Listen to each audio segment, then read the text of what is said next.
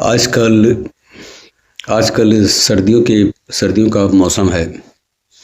क्या ऐसे में अगर ये अचानक ठंड लगकर खांसी आना शुरू हो जाए, तो गले में खरांश हो जाए, तो आवाज़ बैठ जाए, तो फिर क्या करें?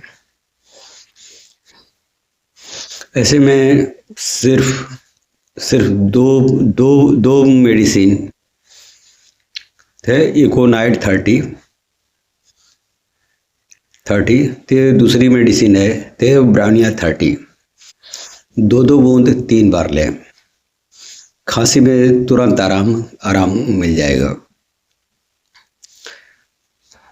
दूसरी दूसरी तरह की मतलब खांसी होती है ते ज़्यादातर बच्चों को ते स्पाज्मोडिक कफ जिसे बोलते हैं।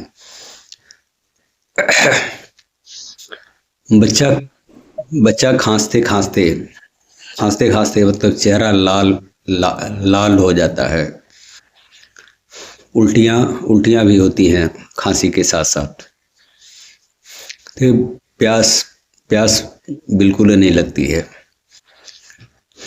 तो इस खांसी में कफ कफ नहीं निकलता है, सूखी सूखी खांसी आती है।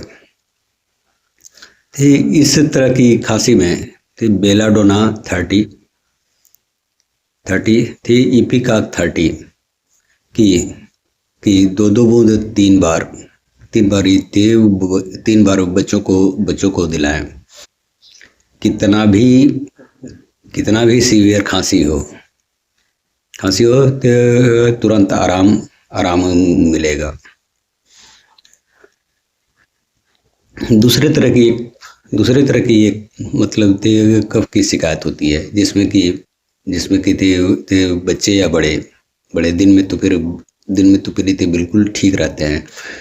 रात को सोते वक्त खांसी उनकी ते वो बढ़ जाती है। बिस्तर में ते जरूरत से ज़्यादा लगातार खांसते हैं। बार्किंग कफ, कुत्ते के भौंकने जैसी आवाज़ आती है उसमें। तो इस तरह की खांसी में ते हीपर सल्फर 200 ते स्पांजिया 200 ते दो दो बूंद 3 बार ते 3 से 4 दिनों तक दिलवाएं, ते बिल्कुल आराम हो जाएगा। हमारा यह वीडियो ठीक लगे तो फिर लाइक और सब्सक्राइब जरूर करें। धन्यवाद।